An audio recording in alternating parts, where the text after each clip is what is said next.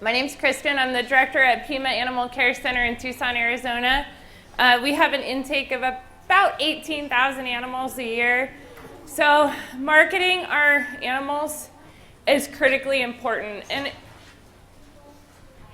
the longer I do this work, the easier it is to forget the simple things.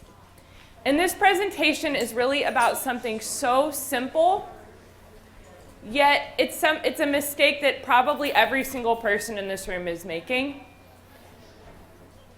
And I think it comes from the fact that we work in the industry and we forget that nobody knows what the hell we're talking about when we talk about shelter pets.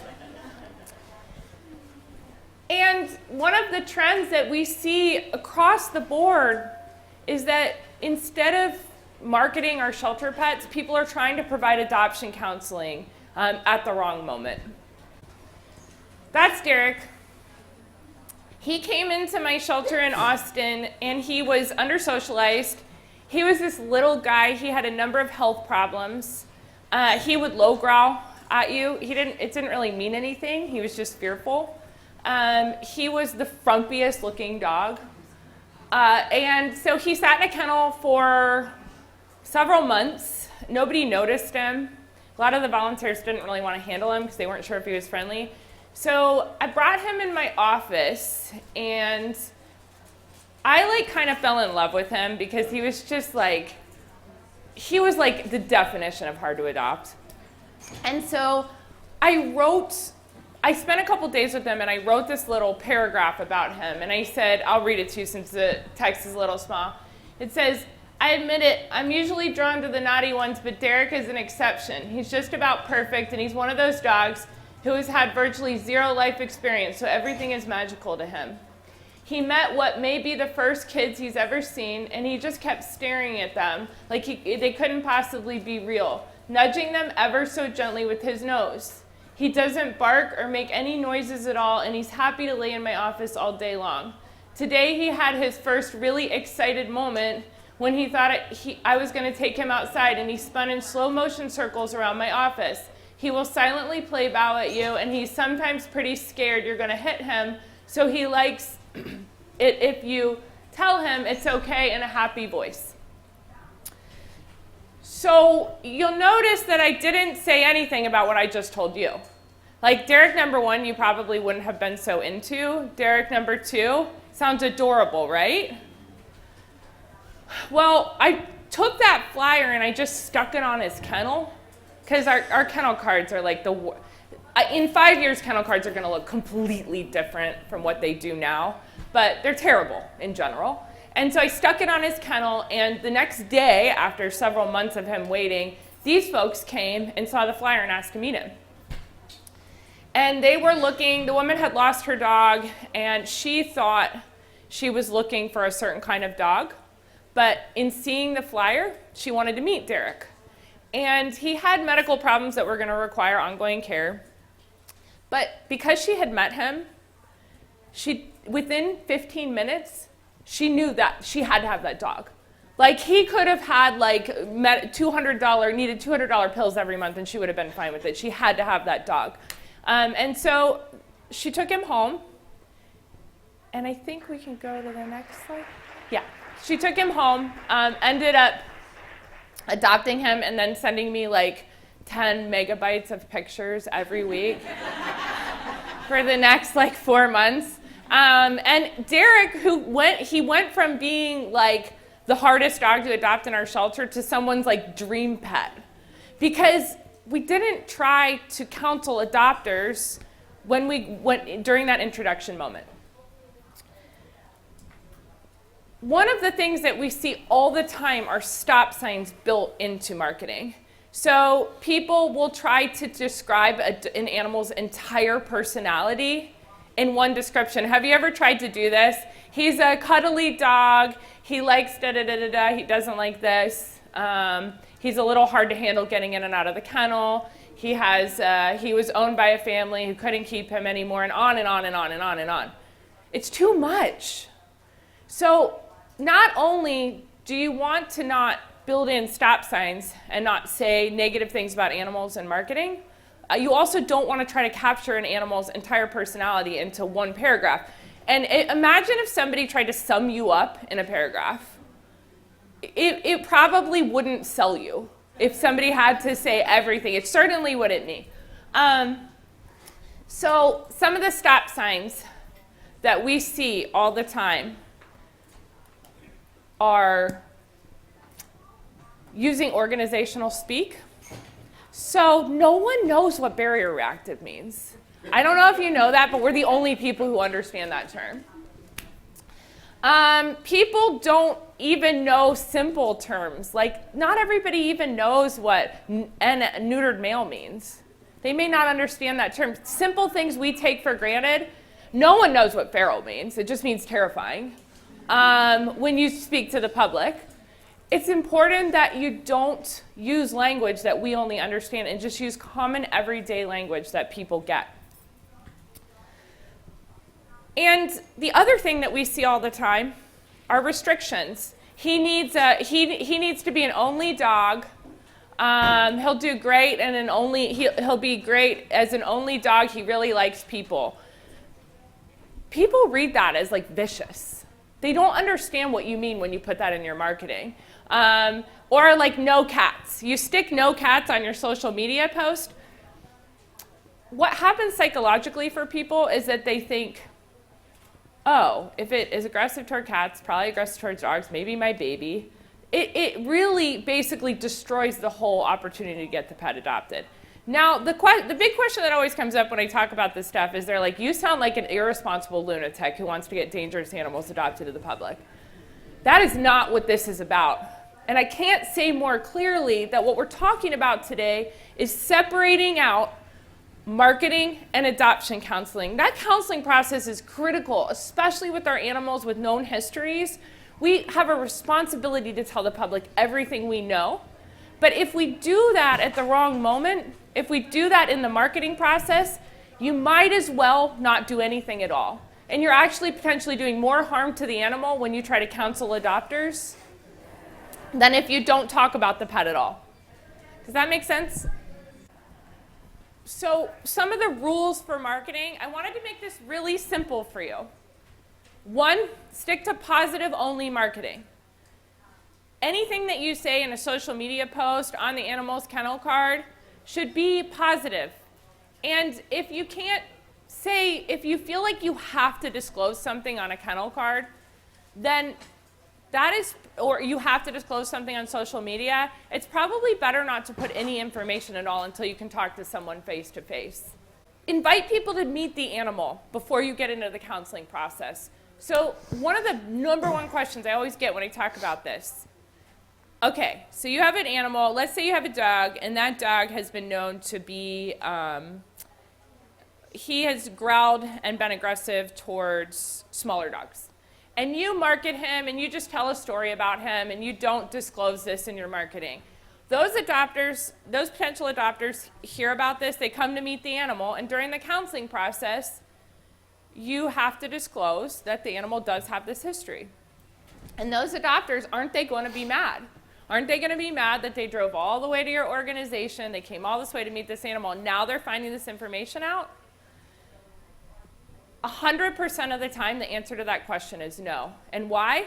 Because in my shelter, I've got 299 other animals to show them. So we go right from one animal to another. So by bringing them into the organization, even if that pet isn't the right fit for them, you've got plenty of others to show them. But when we don't let them in the door in the first place, then they never get the opportunity to meet all those other animals that need them. So you've marketed a pet, you've got the adopter in, you provide the full disclosure of whatever the known history of that animal is. At that point, you look for ways to help make a match with either that pet or another animal in your organization that might be a better fit for the family. And by doing that, you keep as open as many doors as you can. You don't shut any opportunities out. And you give that animal and all the other animals in your shelter the best chance possible to find homes. Okay, this is working, right? Yes, great. So I'm Monica from Austin Pets Alive. And I'm going to add to what Kristen said, and then I'm going to go off on cat tangents because I'm the cat lady. So we do post-adoption surveys at Austin Pets Alive because we're predominantly interested in this survey in what is getting people to come in and adopt, what can we really focus on in our marketing. And so what this study has shown us is that the majority of comments people leave us when they say, I adopted this specific animal, was because of personality. It didn't have anything to do with, it had 50% of it had to do with breed or size. Only 25% of people said that they were drawn in by the animal's age. Most of the comments were personality, and you can see the word bubble up at the top of why they came in and why they adopted that certain animal. Personality, sweet, love, fit, cute, friendly, temperament. How many of your marketing ads for your pets, immediately the first sentence is how old the animal is? Apparently people don't care. Apparently they care a whole lot more about cute, friendly. This is important data to have when we talk about how we write those marketing ads and how we talk about writing bios for animals, that we need to lead with the things that people are actually looking for, not the things that we think they're looking for. So again, we're in this business every single day. Just like we know what a DSH NM means, we might think that the age of the animal is the highest criteria for people. In reality, people don't want to know how old your DSH NM is.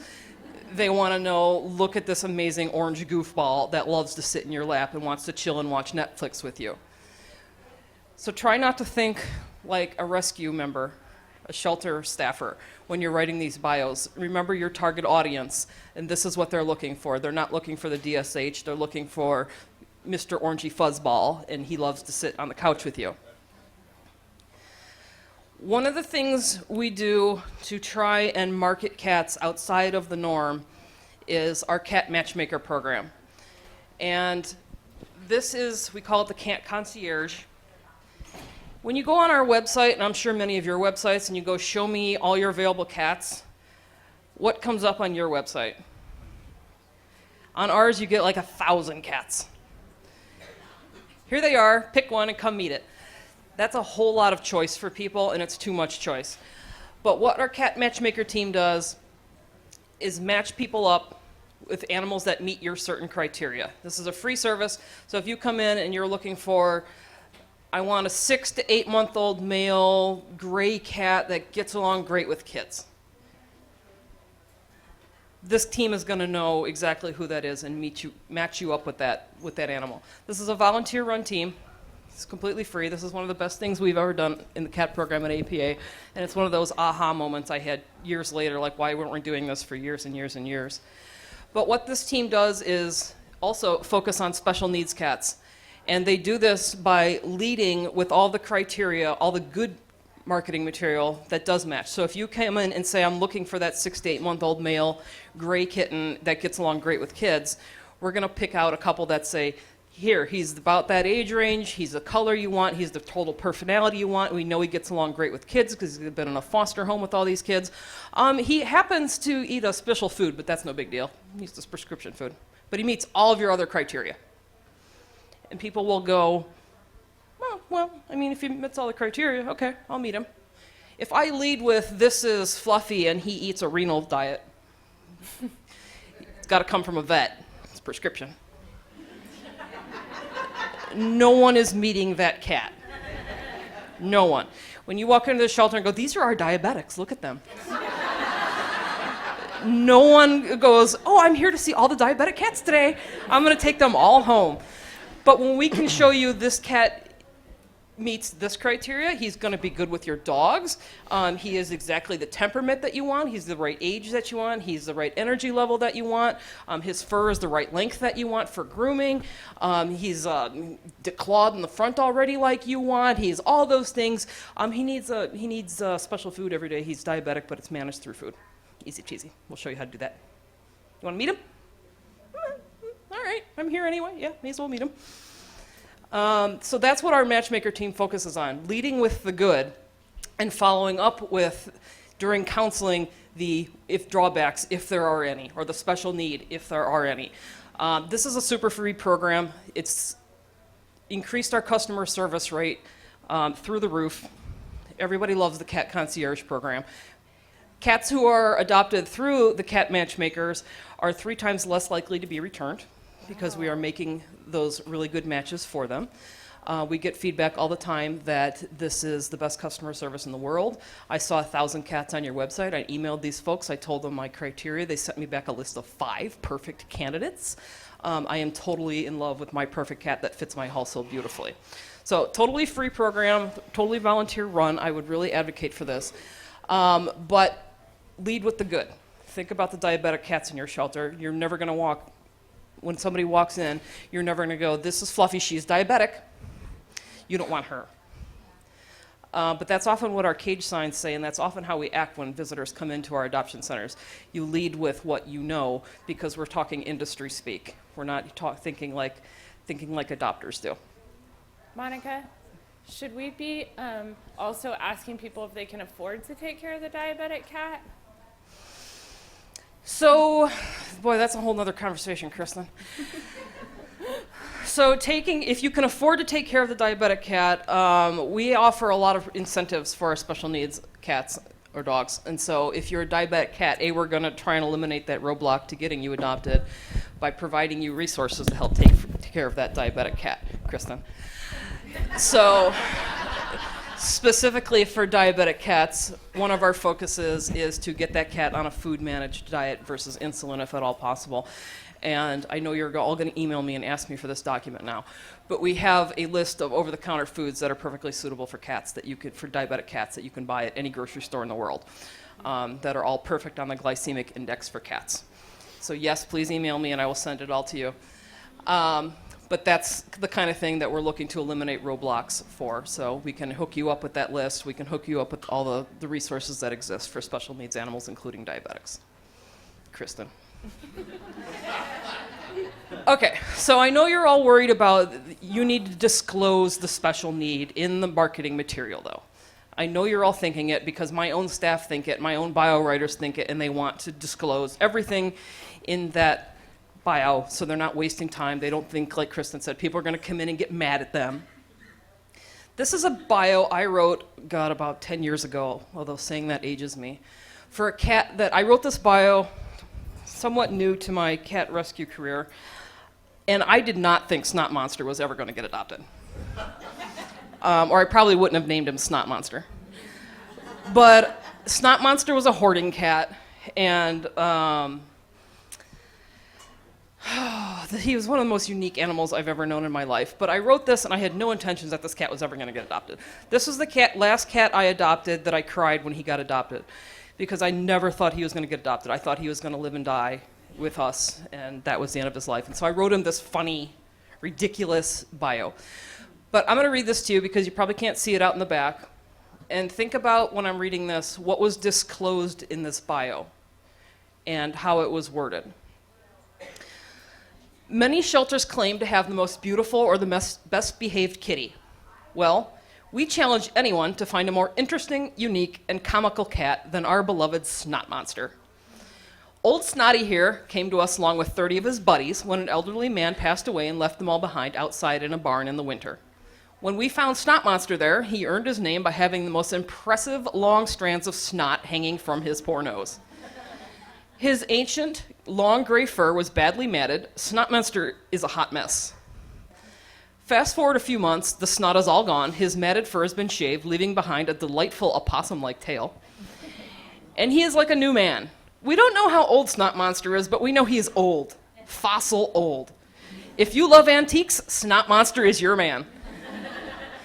Even though he's a senior, Snot Monster is the picture of health now. He recently had a full blood panel done, and everything inside is just perfect. Snot Monster also came to us with no teeth left at all. 0, none. So you will never have to worry about pesky, expensive dental work with our friend Snot Monster. His age doesn't keep him down either. Snot Monster can throw down with the best of them, and will, if you have an aggressive, assertive alpha tomcat in your house. I guess at his age, Snot Monster figures he is king and he's not going to tolerate any young whippersnappers.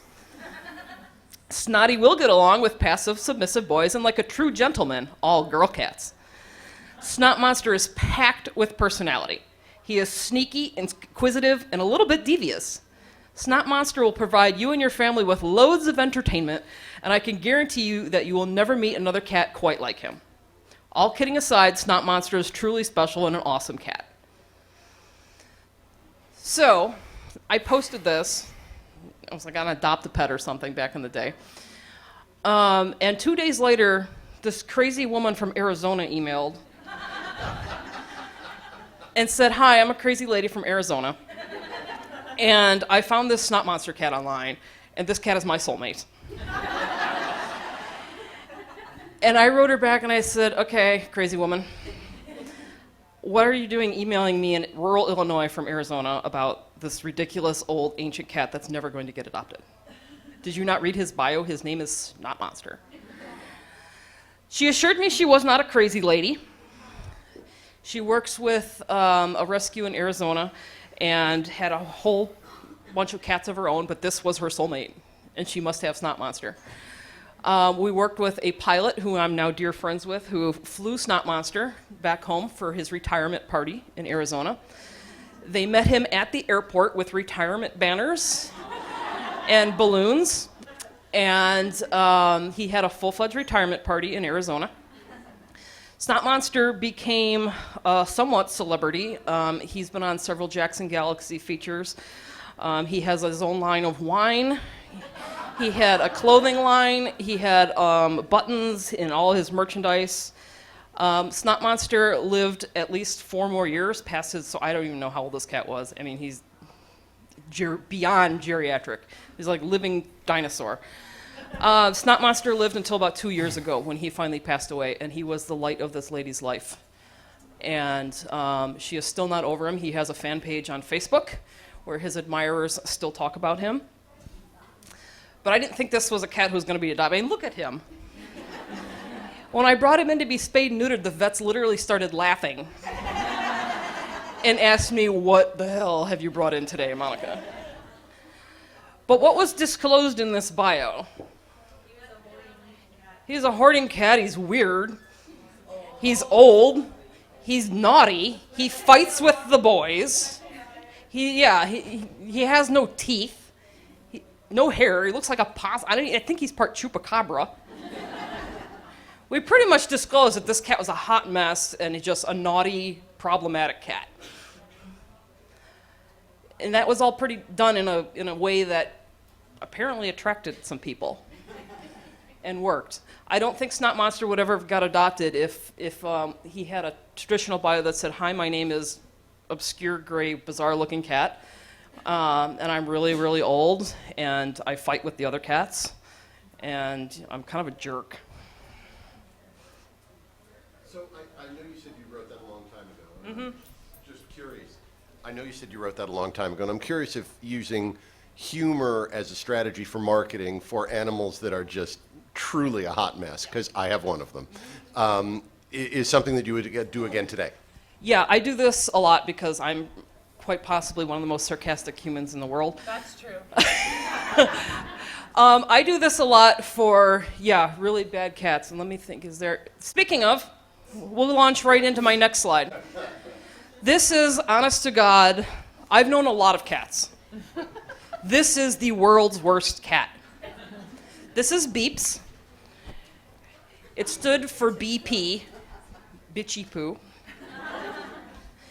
Beeps lived in my office for 832 days. She bit everyone. I mean everyone. Is our marketing manager here? Kristen, are you here? The day I interviewed our cat marketing manager in my office, Beeps jumped on her lap and bit her in the boob. And poor Kristen is going to be mortified now if she was here. And she still wanted to be hired. That's why we kept her. Beeps was not angry. She wasn't anxious. She wasn't stressed. She's like the Walmart greeter. As soon as you open the door, she'd be right there to greet you. Meow, meow. Loved attention on her terms. Huge personality. Super friendly. We wrote her a bio that summed her up. This is who I am. And by that point, at 832 days, she had been through every pharmaceutical known to man. We had tried every herbal supplement in the world. We even had a volunteer who was a Reiki master who did Reiki on her For years, we even had a volunteer, oh, I'm not kidding, bought a psychic reading for her to figure out why she was so troubled. The cat still has a fan club. If you go to Facebook, her Facebook page is World's Worst Cat. We wrote her the Facebook page after it was 828 days. Wrote her Facebook page. Her bio is just as funny. And it pretty much says, this is who I am. I'm going to bite you. That's too bad. I don't really care. It's just who I am. It was hilariously written. And we started her a Facebook page. It used to say Adopt Beeps. It's now Adopted Beeps. You can find this online. And we would post a photo written in her personality every morning. And it would say, like, day 800 and whatever. My captors still have me here. I'm plotting my escape. Day 831, one of my fans sent party mix. I think I'll spare their lives. And so, yeah, one of the posts up there, day 832 and a half, this was taken in my most recent foster home, which I was also evicted from. Foster lady had a shy, submissive cat who I held hostage and terrorized. Hashtag Meow-Qaeda. I think that was during the Oregon, when the people were up in Oregon, trapped in the whatever was going on with that craziness. But every day we posted something like this about beeps. And it took about a week before her adopter, on the bottom right, messaged me and said, this cat is my soulmate. And I said, okay. This cat's been adopted like 9 times. She's been kicked out of every home, every foster home.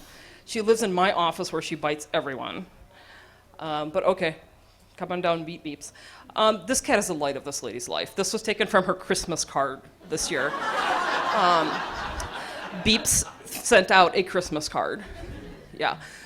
You can go to her Facebook page. So if you're looking for a lesson in, how to talk about your really naughty special animals, go to Adopted Beeps on Facebook, and you can look all back through her history and see how we did that and how we disclosed, quite honestly, in a funny way, that got her an adopter. And she wasn't really going to kill somebody, bite you. She'd just come up and bite you because she wanted to bite you and thought it was funny. But yeah, she got adopted after 832 days of being honest, but disclosing, but doing it in a positive marketing way. And just talking about her, about how she is and all the great things about her. We made sure to post things that talked about her personality in a funny way. Yeah, she's going to bite you, but it's kind of funny because, this is who she is and these are the funny things that she's doing. And so that's what I've got for cats. I'm going to turn it over to Mike now, who is our dog marketing manager. Hello. So, you can hear me? Yeah, okay. So, dog marketing is a little different than cat marketing. We can't use humor for things like biting issues and things like that. But I'm going to start, so when I started as dog marketing manager, we didn't really have a bio policy in place. It was left up to the writer's discretion, which is another way of saying there were no rules for it, there was no policy. If a writer wanted to disclose everything about a dog, they would. If they wanted to keep it positive, they would. So, but one day we were doing a photo shoot and a foster came in with her senior Chihuahua that she was fostering. And I'm going to change the name of this dog to Daisy. And she said she had this dog for a year and had 0 inquiries. So I said, really? She seems like a nice enough dog. And she's like, well, she's really not friendly and nobody's interested in her. So I said, okay, I'll take a look at her bio when I get home. And as soon as this person left, another volunteer came up and said, you need to read Daisy's bio. And I said, why, what's in it? And she said, just read it. So I got home and read this bio, and Daisy had a lot of medical issues, including, it's called esophagitis or something, where she has to eat a special way. But the bio started off going into excruciating detail about every one of this dog's issues. And not satisfied with that, the next paragraph described what a burden this dog would be on your life. And then not satisfied with that, talked about how she's not friendly, and maybe over a long period of time, she'll warm up a little bit. So and there was nothing nice in this bio about this dog. So it was funny, but I said, okay, well now I know why this dog has not had any inquiries. Nobody's going to want this dog. So at that point I decided I started spot checking other bios, And I could see some were positive, but some were listing all these negative things. So I started asking all the team leads at APA, what should we be including in the bios? What shouldn't we? Is there some kind of consensus? And there wasn't. Some people are like, you got to put everything in the bio. Other people were said, no, if you put everything in the bio, nobody's going to want to meet these dogs. So I went up even higher and I said, I need some guidance on this. And they actually sent me Kristen's article and said, we're going to go with this, positive only, which caused a lot of controversy on the dog side of things. And I rewrote Daisy's bio, and there wasn't much I could do with it because there was nothing nice to work with. But I made it more of a generic bio and left out, I think I mentioned that she had some medical issues, but it's managed with diet or something. But it just took out everything bad. And that caused some problems.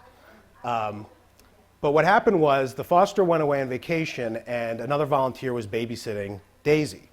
And she posted a video on the volunteer page of Daisy eating her food, her eating routine, which involves sitting in a high chair, like a little kid. And she has her plate in front of her, and she takes a bite of food, and she sits there and eats it like a little kid looking around, and then it was adorable. So I said, okay, I contacted this volunteer. I said, hey, can you shoot some more clips of this dog? We're going to put it up in the profile. She said, I'm already on it. I got a video in a few days for you. So we posted this video, and I saw the next day that this dog was adopted, and I went, oh, that's too bad. I mean, I get disappointed when we put a lot of work into something, and then the dog gets adopted for some other reason. But the next time I saw the foster, I said, so what happened with Daisy? What made her get adopted? And she said, oh, it was that video. I said, well, it could have been. I said, it went up the same day. We got hundreds of dogs. How did she said she saw the video the same day it went up, had to meet her, and adopted her, fell in love, and didn't have an issue with any of the medical problems or the feeding routine. But the point is, if we had that original bio up, even if we had that cute video, they never would have gotten that far. This woman would have read that bio and went, no, next dog. And because she didn't have a great bio, but she didn't have a bad one, she watched the video and that was the end of it. So our policy, we use humor, like, so this dog is Paul, right? And Paul, the snake he's got in his mouth, I've never seen this dog without that snake in his mouth. He brings that snake on walks with him. You can't get it away from him, or I couldn't. So we didn't have a lot of information about him, so we did this photo shoot, and the next day, volunteer sent in this bio for him, and she made it about him and Mr. Snake. So we use humor in that way, but we're a little careful. Now, not to contradict what Kristen said, but if you look up here, we have dog score, would do best not living with other dogs. That is a stop sign. That is going to discourage some people. But the problem we had was we used to have just a score with the number, and people didn't know what those numbers meant. So we would have people come in, and we actually were getting a lot of complaints because somebody would come in and they'd want to see Paul, for example, and we'd say, do you have a dog? And they'd say, yes, you can't have Paul. We have some other dogs here, but people were getting upset. So it was determined that, okay, because we're going to go with the positive bios, and because we don't want to include anything negative in the bio, we're going to have these scores up here. And the wording of the scores is very important. We wanted it to be very matter of fact. We didn't want to explain why the dog has that score, but give people enough information so that if we're going to give them a hard no when they show up, they're not too upset about it. Can I interrupt you? Yes, go ahead. I'm really good at interrupting. You're making it really hard.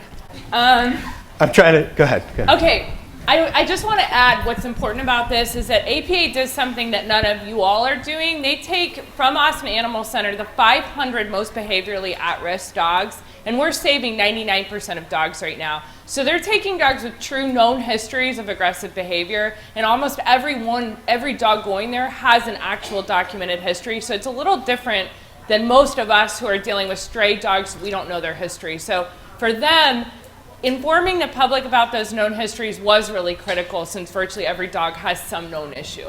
Right. And this was a hotly debated issue, whether we were going to include these or not. Basically, there's no good answer here. If you include this stuff, it does act as a stop sign. If you don't include it, we get a lot of upset people. And we don't need people going out in the community disgruntled. Some people are just going to complain, but we wanted to have our cake and eat it too, so it was, okay, We'll put the scores up here. Be very careful with the language. But once you get to the bio, we do not repeat that this dog cannot go home with other dogs or kids. If they got past the scores and they're still reading, don't give them a second opportunity to say, because we're not trying to discourage anybody. We're just trying to give them some basic information. But if you repeat, they might go, you know what? I saw it on the score, but they said he can't go home with dogs. Maybe we don't want a dog. You don't want that happening. You want them to meet the dog first, and then let them decide if they want to deal with these issues. So that's the approach we took. And I think so if we have something that's not covered in the scores, like we had a dog once, very pretty dog, had a lot of attention, but he could not live in an apartment. I forgot exactly why, but he had to live in a house. It was if somebody came in and they lived in an apartment, you can't have this dog. So in that case, we put a note at the bottom that said, so he had a real nice bio, and this dog had a bunch of issues. Real nice bio, and at the bottom said, note, this dog must live in a house, not an apartment. And the only reason we did that was because it was a highly adoptable dog that was getting a lot of attention, and we were getting a lot of complaints, a lot of upset people.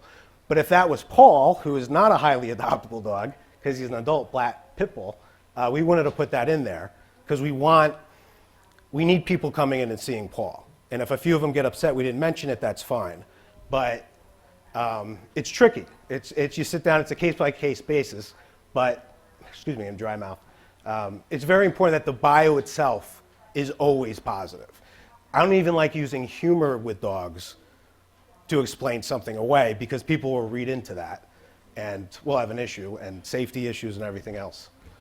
This is if you go to our main page, our main available dogs page, you scroll down, you'll see our hundreds of dogs. These dogs are at the top because they've been here longer than all the other dogs.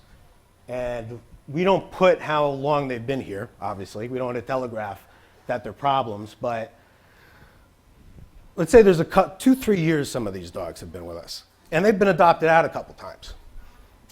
So one of the issues we have is volunteers will say, we want to weed out the wrong owner because this dog got adopted, but he got returned because he's got real bad separation anxiety.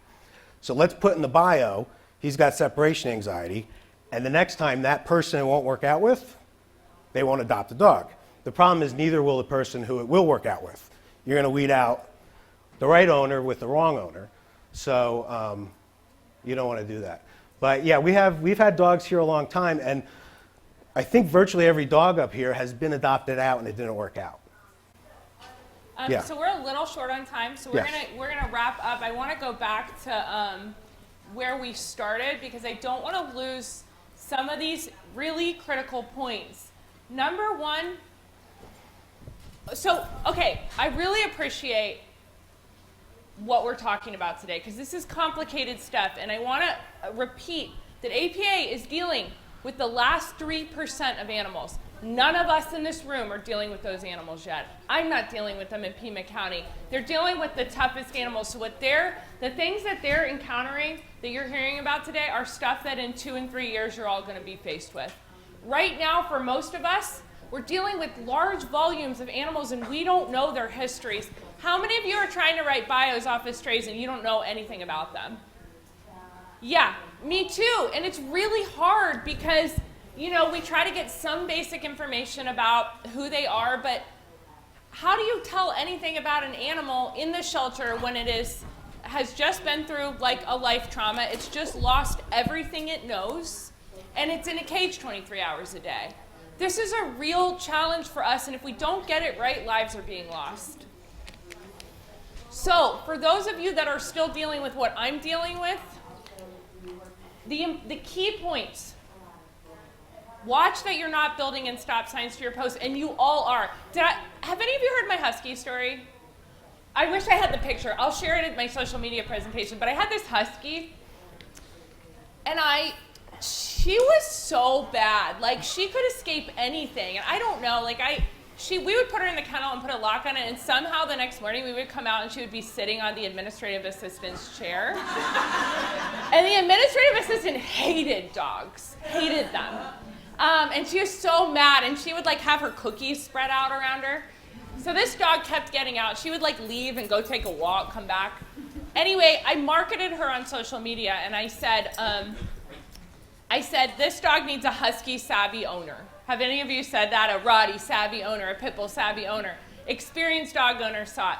Well, so I put this up, and promptly the head of Animal Farm Foundation, which if you don't know that organization, you should. They're like amazing. They're here. She posted, does the owner need to have a sled and know how to say mush? And I realized, like, I was totally stereotyping this dog, somehow, like, say, a husky savvy owner, and I was building in a stop sign, because, like, not that many people in this area had huskies. So I decided to totally change my tactic. It was a lesson learned, and I went and read what we knew about this dog, and she had been surrendered by her owner, and it turned out she had lived with cats and loved them. So we went in the shelter, we found a cat that we knew had lived with dogs and loved them, and we did this photo shoot of the two of them hanging out together. And so instead of like talking about, her huskiness, we decided just to focus on this one story, which is that she really loved cats. And of course, within like a day, we had 6 adopters lined up for her, and the cat went with her.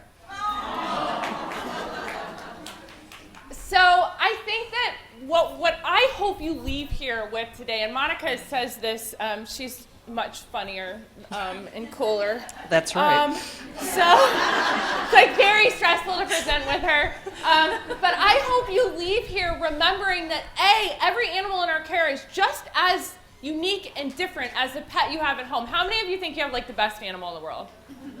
Yeah, every animal in our shelter is the best animal in the world. Or how many of you think you have like the worst animal in the world? Yeah, they're all that too. So like every pet that's coming into our care is as complex and unique as any pet that you have at home.